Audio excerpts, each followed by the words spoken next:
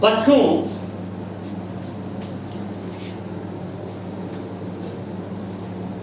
Lecture first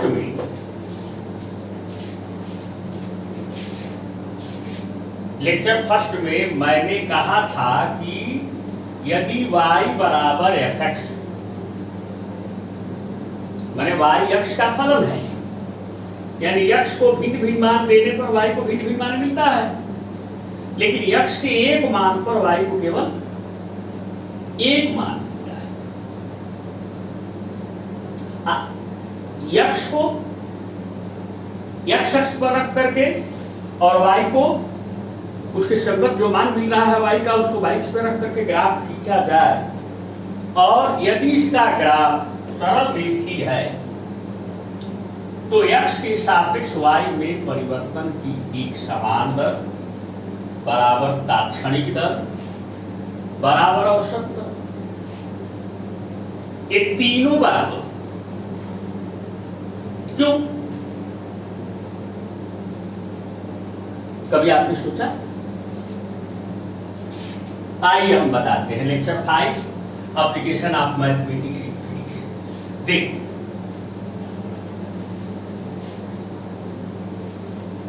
आपको हमने इसके पहले समझाया है कि अगर x और y में कोई ग्राफ है तो ग्राफ पर स्थित दो बिंदुओं को मिलाने वाली रेखा की ढाल, ग्राफ पर स्थित दो बिंदुओं को मिलाने वाली रेखा की ढाल उन दोनों बिंदुओं के बीच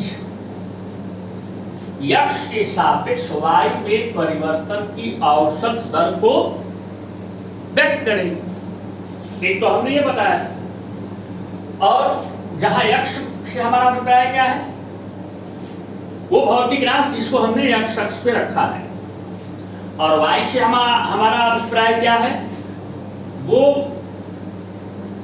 x के सापेक्ष y का संगत मान, वो मान b को हमने y पे रखा है, जो मान प्राप्त हो रहे हैं। तो एक बात और हमने बताया था कि ग्राफ के किसी बिंदु पर खींची गई स्पर्श रेखा की जो ढाल है,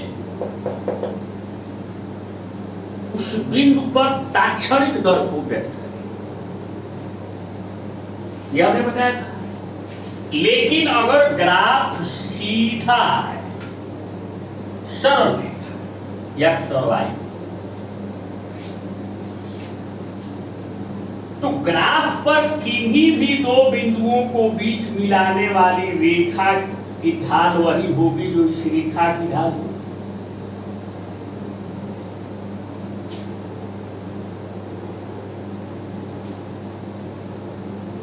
पहली बात। दूसरी बात, ग्राफ के किसी भी बिंदु पर खींची गई स्पर्श रेखा इसी रेखा को पूरा स्पर्श करते हुए जाएगी। इसीलिए हर बिंदु पर तात्क्षणिक दर एक समान, माने यहां से स्पर्श रेखा खींचे तो यही रेखा होगी, यहां से स्पर्श रेखा खींचे तो यही रेखा होगी, हर बिंदु पर स्पर्श रेखा है वही रेखा होगी।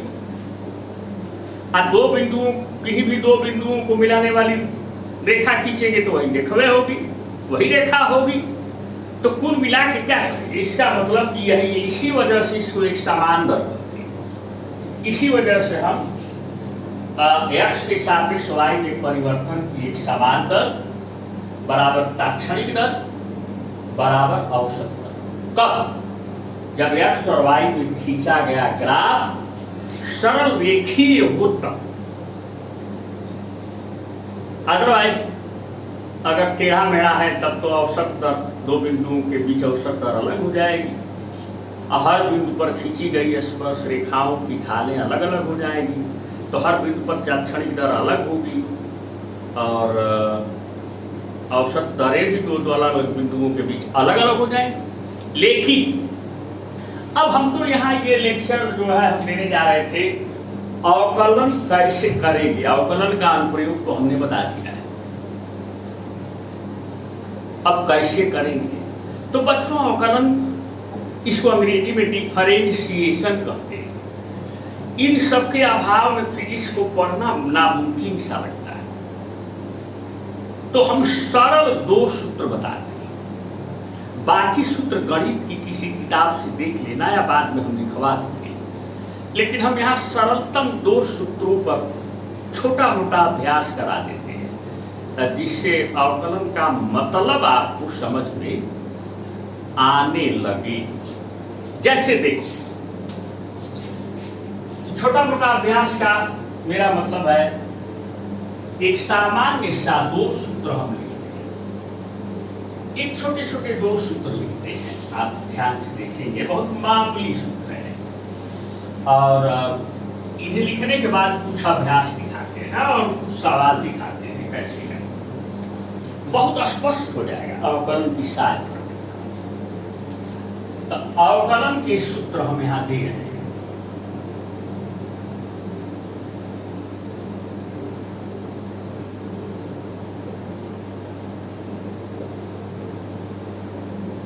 आप कहोगे कि अवकलन के सूत्र, पहला सूत्र है, यदि y बराबर x पर n, तो dy dx y, या बोलचाल की भाषा में जल्दी से अच्छी तरह जल्दी व्यक्त करने के लिए इसको dy dx करते हैं। तो dy dx बाएं लगा देंगे तो dy dx दाएं भी लगा देंगे।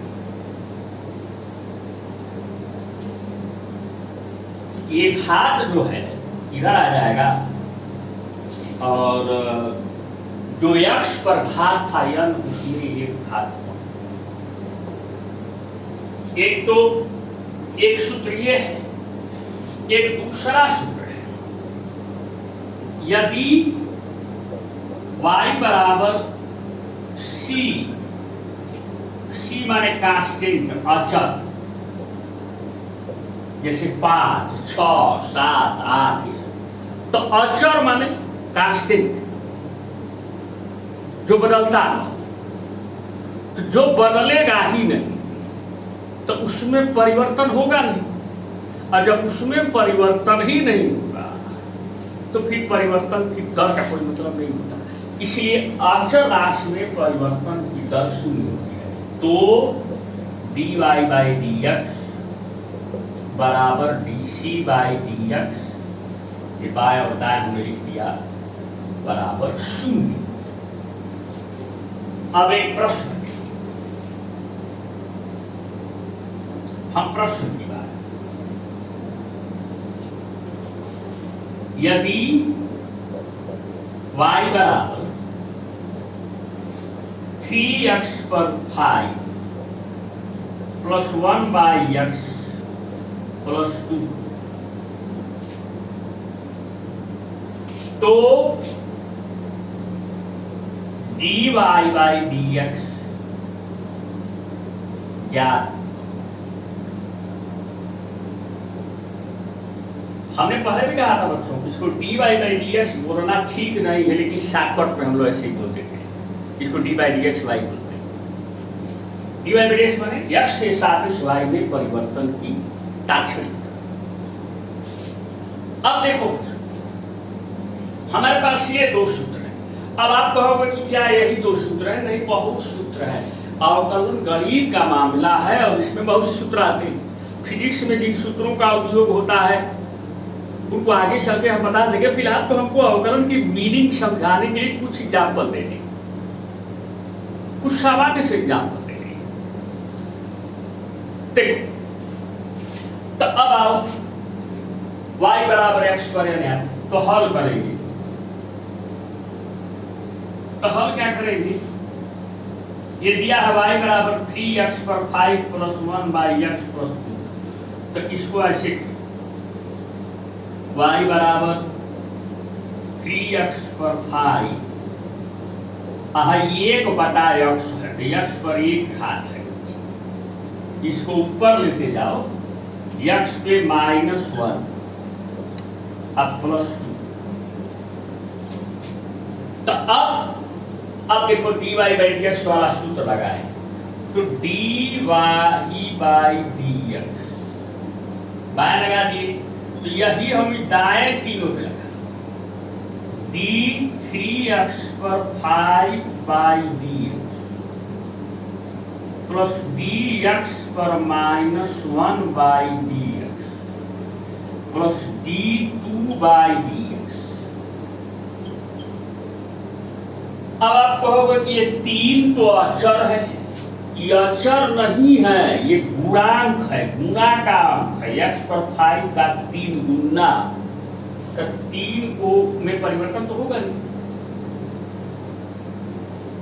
इसको साइन, ये गुणांक को हम बाहर dx पर 5 बाई dx अब plus dx to the power -1 by dx plus d2 by.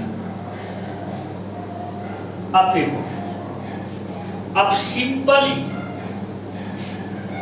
ये dx पर 5 बाई dx पर हम ये वाला फार्मूला लगा, ये वाला देखो,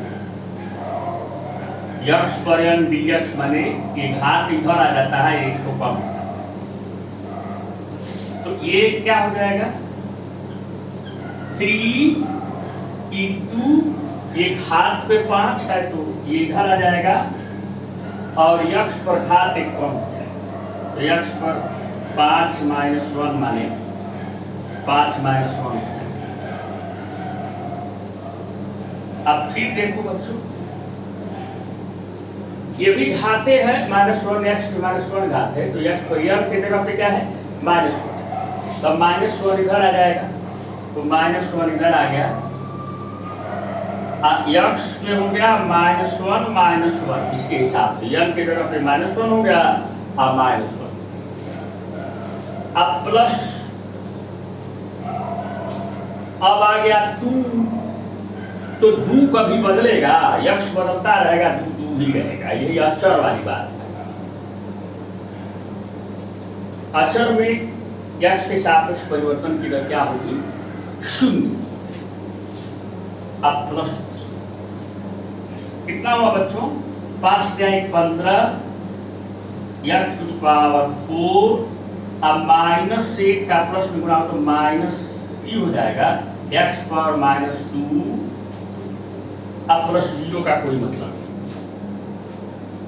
अब ये हो गया 50 x to the power 4 minus, इसको चाहो तो आप x पर -2 को नीचे ले सकते हो, -2 x स्क्वायर, ये आपका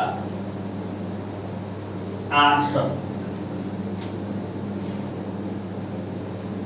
हमने यहाँ इन्हीं 2 सूत्रों का उपयोग किया है, तो सामान्य सा एक सवाल है।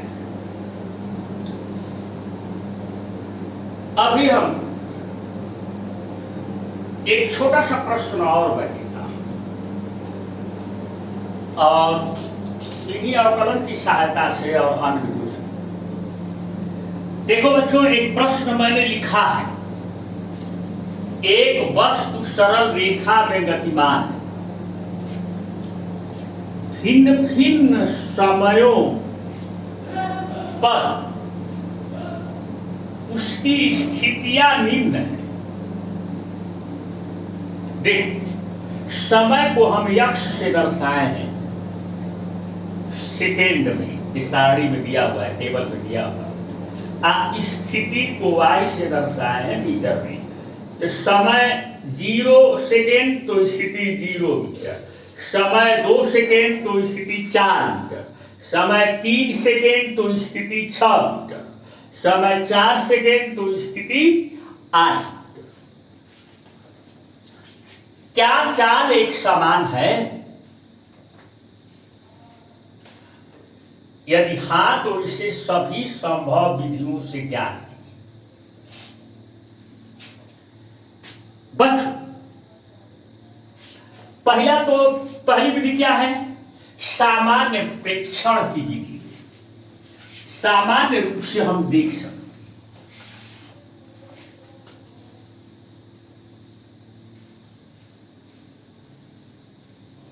देखो,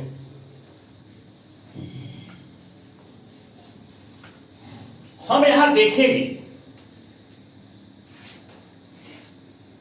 एक स्थिति यहां बना लो। सामान्य प्रेक्षण की विधि में अगर हम देखना चाहें तो 0 सेकेंड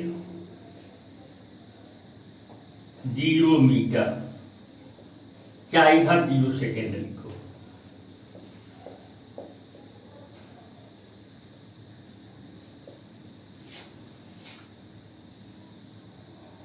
दो सेकेंड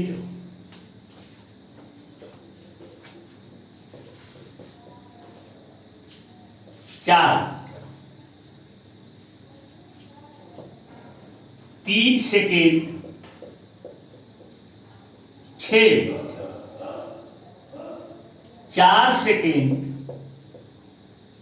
8। माने जब हमने समय का मापन शुरू किया 0 सेकेंड से, तो उस समय वहीं से स्थिति का भी मापन शुरू किए 0 मीटर। यहां से 2 सेकेंड के पश्चात यहां से 4 मीटर पहुंच, यहां से 3 सेकेंड के पश्चात यहां से 6 मीटर, यहां से 6 मीटर, यहां से 4 सेकेंड के पश्चात, यहां से चलने के 4 सेकेंड पश्चात यहां से 8 मीटर। फिर सामान्य प्रेक्षण से देखो, यहां से 8 सेकेंड लगा, 2 सेकेंड 8 मीटर से 4 मीटर, तो 2 सेकेंड में 4 मीटर।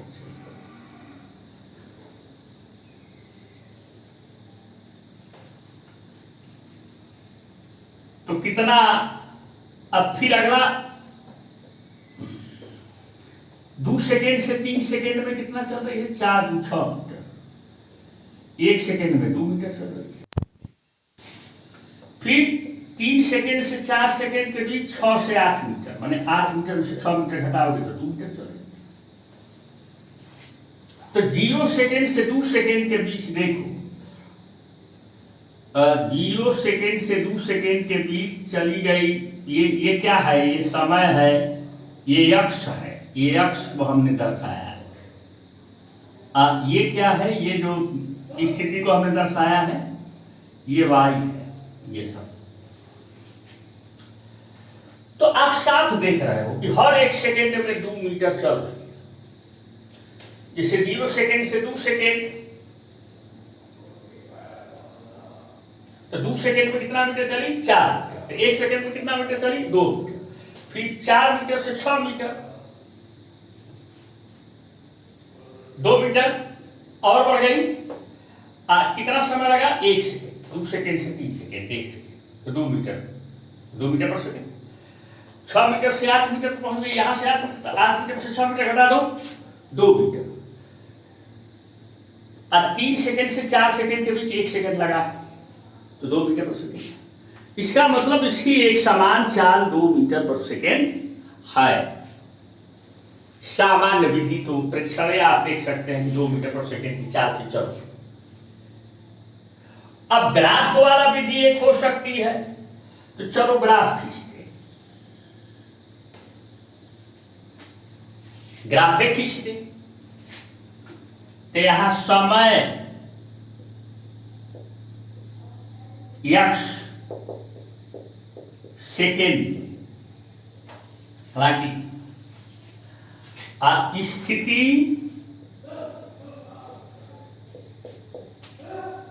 y,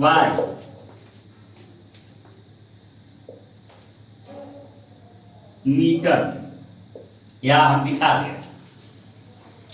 अब समय देखो, 0 सेकेंड, 1 सेकेंड, बराबर बराबर अंतराल पे लो, 2 सेकेंड,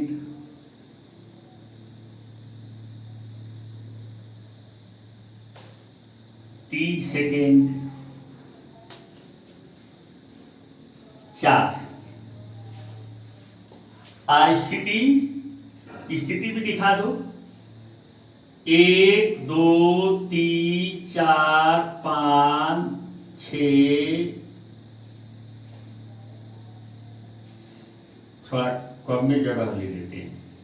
1 2 3 4 5 6 7 8 बराबर बराबर दूरी दिखा रहा था।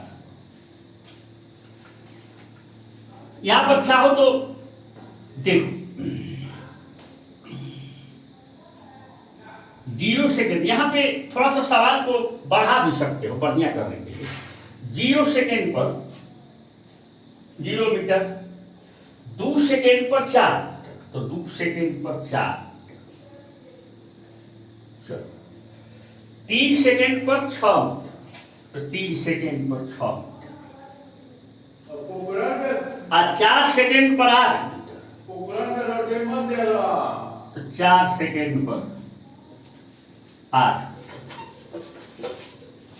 मिलाओगे तो आपको एक सरल रेखा मिलेगी। यहाँ पर देखोगे ना तो यहाँ जब सरल रेखा मिल जाएगी तो 1 सेकेंड पर अगर यहाँ मिलाओगे तो यह 2 मीटर पे आएगा अपने आप।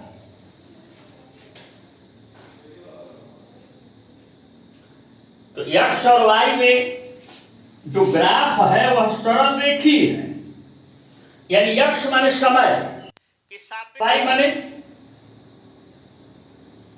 दूरी या स्थिति। तो समय के सापेक्ष दूरी में परिवर्तन की दर यानी चाल एक समान होगी, एक समान होगी। और कैसे प्राप्त होगी? इस ग्राफ के ढाल से, इस सरल रेखीय ग्राफ के ढाल से। तो सरल रेखीय ग्राफ का ढाल tan थीटा। अब इस tan थीटा को आप किसी भी समकोण त्रिभुज से निकाल सकते हैं। चलो एकदम बड़के समकोण त्रिभुज, ये ले सकते हो, यो ले सकते हो, यो ले सकते हो, यो ले सकते हो। 1 सेकेंड पर 2 मीटर चल रही है। अब जान उसके छोड़ दिए हैं कि वहां आप ग्राफ से देखेंगे 1 सेकेंड में 2 मीटर। कौन सा त्रिभुज ले लें? चलो ये त्रिभुज समकोण त्रिभुज, ये कहीं होगी था। तो tan थीटा एक समान चाल,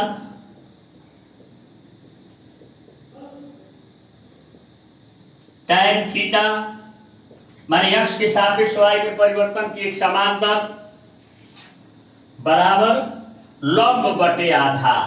तो है यहां से यहां तक लंब कितना है? 8 मीटर। 8 मीटर। आधार यहां से यहां तक क्या है? 4 सेकेंड। 4 सेकेंड। तो 4 दूनी के 8, 2 मीटर प्रति सेकेंड। तो 1 मीटर। अब चाहो तो आप यहां लिख सकते हो कि 1 सेकेंड पर 2 मीटर बना सकते हो। अब आप कहोगे कि और भी कोई विधि है, अवकलन की विधि है। इस सवाल को ही थोड़ा सा एक समीकरण में बदल। समीकरण में कैसे बदलेंगे? देखो यहां पर देखो 0 सेकेंड का 0 मीटर, 1 सेकेंड का दूना 2 है, 1 दुआई 2, और 2 का दूना 4 है, 3 का दूना 6 है, और 4 का दूना 8 है। तो x का दूना हर जगह y है। तो इसको ऐसे लिख सकते हो y बराबर 2x। ठीक।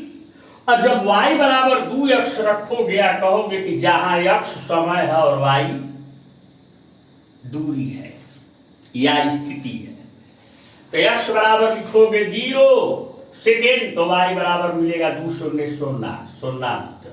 x बराबर लिखोगे 1 सेकेंड तो 2 एकम 2 मीटर। x बराबर लिखोगे 2 सेकेंड, 2 दूनी के 4, x बराबर लिखोगे 3 सेकेंड, 3 दूनी के 6, x बराबर लिखोगे 4 सेकेंड, 4 दूनी के 8। तो हम अब इसको कहेंगे y बराबर 2x। तो हम अवकलन की विधि तब अप्लाई करेंगे जब इस तरह से संबंध हमें मालूम हो। ऐसे ग्राफ निकालना ही नहीं पड़ेगा। तो सौलवे चलो हम इसको अवकलन के रूप में लगाने के लिए बदल देते हैं।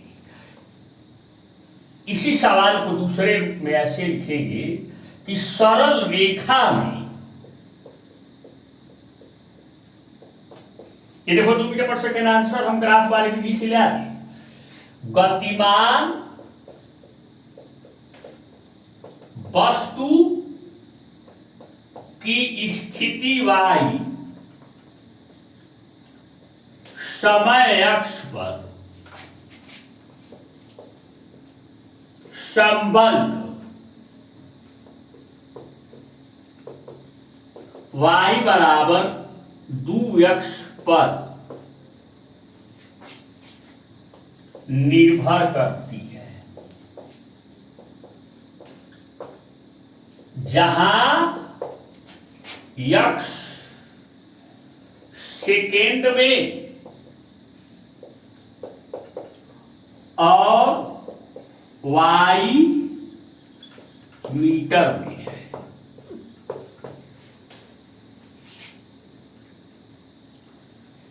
अब एक समान चाल ज्ञात करो।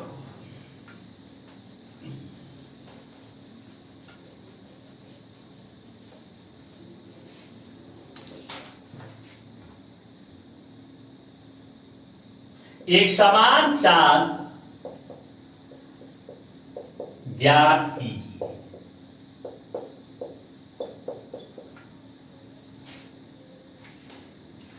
अब संबंध हमें दिया है, दे दिया है, तो y बराबर 2x,